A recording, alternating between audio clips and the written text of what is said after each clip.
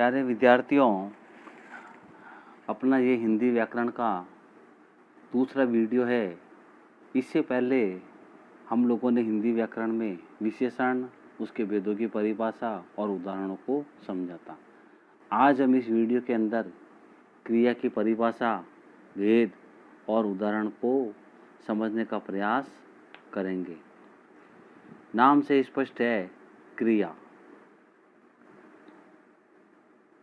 क्रिया जिस शब्द अथवा शब्द समूह के द्वारा किसी भी कार्य का होना अथवा करने का बोध हो, उसे क्रिया कहते हैं। कोई भी काम अपन जो कर रहे हैं, वो काम किस प्रकार हो रहा है, अर्थात उसके होने का बोध किस तरीके से हो रहा है, उसे अपन कहते हैं क्रिया। जैसे मैं बोल रहा हूँ तो बोलना क्रिया हो गई। गीता नाच रही है तो गीता नाच रही है, नाचना उसकी क्रिया हो गई। बच्चा दूध पी रहा है तो पीना क्रिया हो गई। राकेश कॉलेज जा रहा है तो जाना क्रिया हो गई। गौरव बुद्धिमान है तो उसके लिए बुद्धिमान क्रिया हो गई।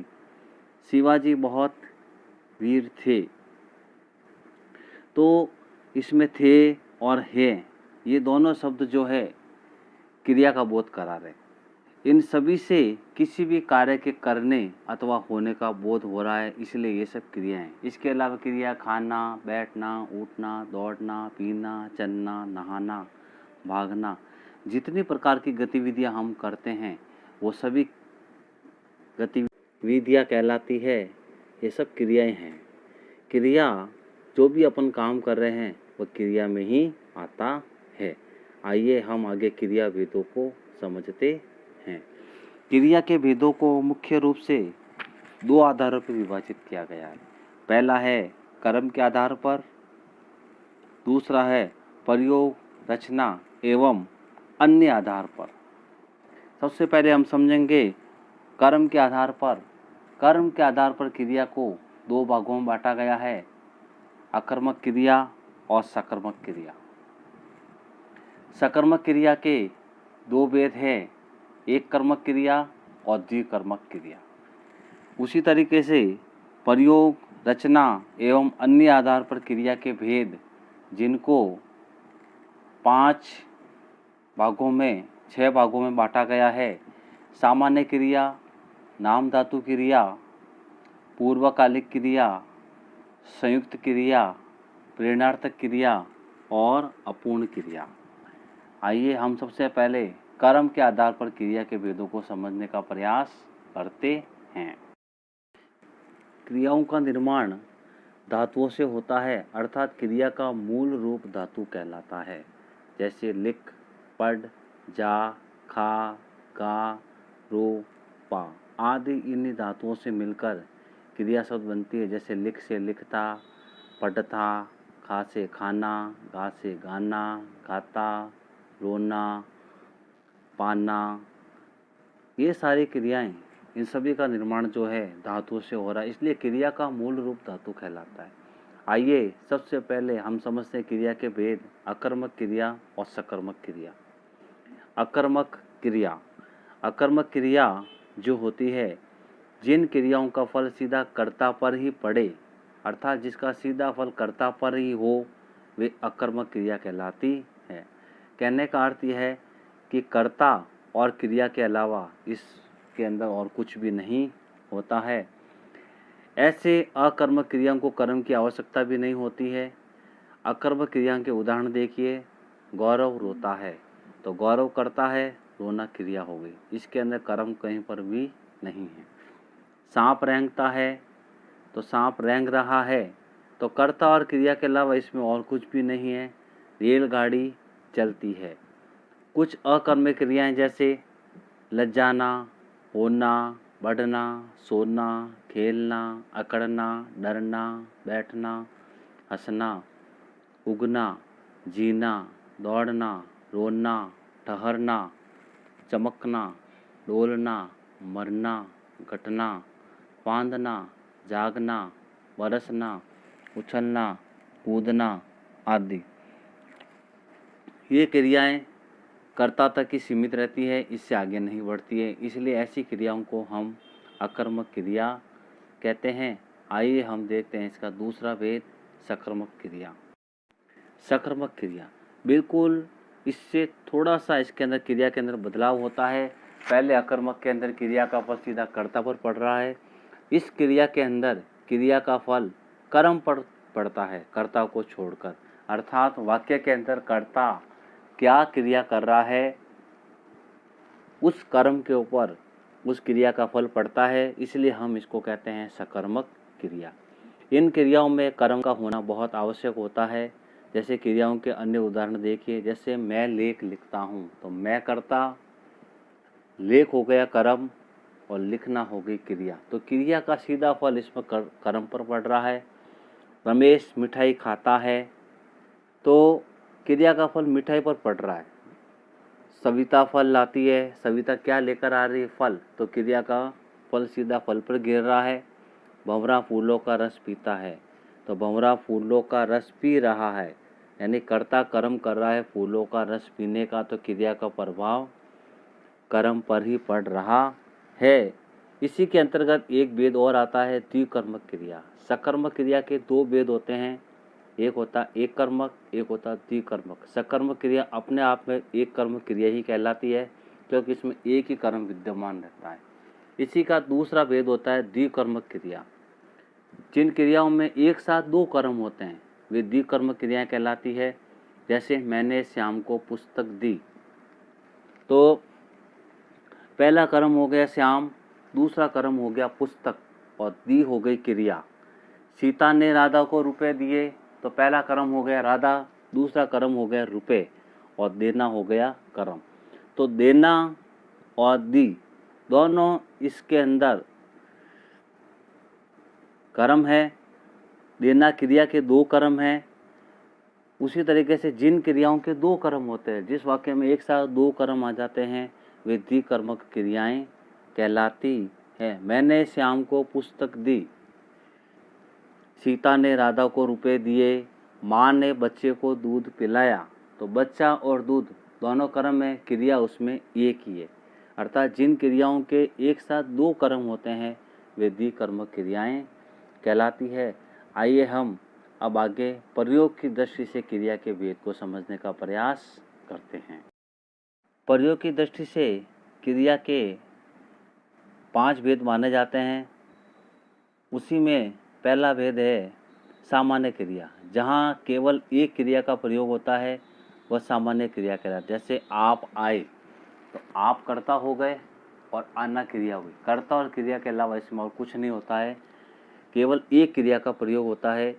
उसी तरह से हमने कहा वह नाया, तो वह नाया, इसके अलावा इन वाक्यों के अंदर और कुछ भी नहीं होता है, इसलिए हम इनको अपन सामान्य क्रिया कह सकते हैं। जैसे वह खेला, वह दौड़ा, वह नाया, वह भागा, तो इन पूरे वाक्य के अंदर केवल एक कर्ता है और एक ही क्रिया है, इसलिए हम इनको सामान्य वाक्य भी कह सकते हैं, सामान्य क्रिया भी कह सकते हैं।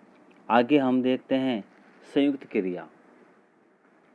जहाँ दो अथवा अधिक क्रियाओं का साथ साथ प्रयोग हो तो वे संयुक्त क्रिया कहलाती है। मतलब एक साथ जहाँ पे दो क्रियाएं आ जाती है। सविता महाभारत पढ़ने लगी, सविता कर्ता, महाभारत कर्म, पढ़ना क्रिया हो गई और लगी भी क्रिया हो गई, तो एक साथ दो क्रियाएं आ गई। वह खा चुका, तो खाना और चुका दोनों इसके अंदर क्रिया आ गई है। उसी तरीके से जैसे हमने कहा उससे बच्चा खेलता दिखाई दिया, तो दिखाई और देना दोनों क्रियाएं आ गई। साथ ही में वह सवेरे दौड़ लिया करता है, तो लिया और करना ये भी इसके अंदर दोनों क्रियाएं आ गई। आगे देखते हैं नाम धातु क्रिया। इसी नाम क्रिया के उदाहरण। सबसे पहले नाम धातु क्रिया का अर्थ क्या होता है? संज्ञा, सर्वनाम अथवा विशेषण शब्दों से बने क्रियापद, मतलब संज्ञा, सर्वनाम, विशेषण शब्दों से जो क्रियापद बनते हैं उन्हें हम नाम धातु क्रिया कहते हैं। जैसे हथियाना, हाथ से हथियाना, शर्माना, अपनाना, लजाना, चिकनाना, जुटलाना आदि, ये जितनी क्रियाएं होती है वह नाम धातु क्रिया कहलाती है।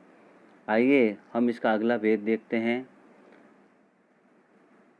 प्रेरणार्थक क्रिया, जिस क्रिया से ये पता चले कि कर्ता उस काम को स्वयं ना करके किसी अन्य को उस काम को करने की प्रेरणा दे, अर्थात कर्ता स्वयं कार्य न करके उस कार्य को किसी और से करवाता है या करने की प्रेरणा देता है, वह प्रेरणार्थक क्रिया कहलाती है।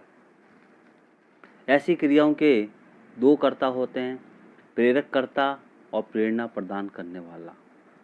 प्रेरक कर्ता अपन कह सकते हैं जो प्रेरणा दे रहा है, और प्रेरित अर्थात जो उस प्रेरक से प्रेरणा ले रहा है काम करने की। जैसे श्यामा राधा से पत्र लिखवाती है, तो श्यामा राधा को प्रेरणा दे रही है कि तुम पत्र लिखो, अर्थात राधा से पत्र लिखवा रही है। वास्तव में तो पत्र राधा लिखती है, लेकिन उसको प्रेरणा श्यामा दे रही है, अतः लिखवाना इसके अंदर क्रिया हो गई प्रेरणार्थक। उसी तरीके से अध्यापक विद्यार्थियों से पाठ पढ़वाता है, तो अध्यापक विद्यार्थियों को पाठ पढ़ने की प्रेरणा दे रहा है और विद्यार्थी अध्यापक से पाठ पढ़ने की प्रेरणा ले रहे हैं, अर्थात पढ़वाना उसके अंदर क्रिया होगी प्रेरणार्थक। अध्यापक प्रेरक हो गया और बच्चे प्रेरित अर्थात कर्ता हो गए। अगला भेद हम देखते हैं पूर्वकालिक क्रिया। जिस क्रिया से पूर्व, किसी भी क्रिया से पूर्व यदि कोई दूसरी क्रिया प्रारंभ हो जाती है तो वह कहलाता है पूर्वकालिक क्रिया। जैसे मैं अभी सोकर उठा हूँ, तो मैं अभी सोकर, मैं सो गया, उसके बाद मैं उठा हूँ, अर्थात ये क्रिया समाप्त हुई है, दूसरी क्रिया प्रारंभ हुई है, अतः सोकर वह हो गई पूर्वकालिक क्रिया। पूर्वकालिक क्रिया या तो क्रिया के सामान्य रूप में प्रयुक्त होती है अथवा धातु के अंत में कर शब्द लग जाता है, अर्थात करके लगा देने से भी पूर्वकालिक क्रिया बन जाती है। बच्चा दूध पीते ही सो गया, राम पढ़कर सो गया, तो पढ़कर या लगा देने, अगर ये धातु के अंत में ये शब्द लग जाते हैं, कर या करके लगा देने से भी वह पूर्वकालिक क्रिया बन जाती है। जैसे बच्चा दूध पीते ही सो गया, लड़कियां पुस्तकें पढ़कर, तो पहला काम हो गया पढ़कर, दूसरा कर्म हो जाना हो गया जाएगी। पहली क्रिया समाप्त हो गई, पुस्तकें पढ़ ली, फिर दूसरा कर्म हो गया क्रिया होगी जाएगी। तो पहली क्रिया समाप्त होने के बाद जब दूसरी क्रिया प्रारंभ हो जाती है तो हम उसे कहते हैं पूर्वकालिक क्रिया। इसी के अंत में हम एक छोटा सा भेद इसका, अपूर्ण क्रिया। कई बार ये प्रश्न में क्रिया के होते हुए भी उसका अर्थ स्पष्ट नहीं हो पाता है, ऐसी क्रियाएं अपूर्ण क्रिया कहलाती। जैसे गांधी जी थे, तो गांधी जी क्या थे ये बात स्पष्ट नहीं हो रही है। तुम हो, तुम क्या हो, तो ये क्रियाएं अपूर्ण क्रियाएं हैं। अब इन्हीं वाक्यों को हम जब वापस से पढ़ते हैं, गांधी जी राष्ट्रपिता थे, तो गांधी जी के बारे में बिल्कुल स्पष्ट हो गया कि वो राष्ट्रपिता थे। तुम बुद्धिमान हो, तुम क्या हो, तुम बुद्धिमान हो, तो जब ये दोनों शब्द इस वाक्य में जुड़ जाएंगे तो शब्दों के प्रयोग में स्पष्टता आ जाती है। ये सभी शब्द पूरक है। अपूर्ण क्रिया के अर्थ को पूरा करने के लिए जिन शब्दों को प्रयोग किया जाता है उन्हें हम पूरक कहते हैं। तो कई बार कुछ ऐसे वाक्य भी होते हैं जिनके अंदर क्रिया पूरी नहीं होती है, उन्हें हम कहते हैं अपूर्ण क्रिया।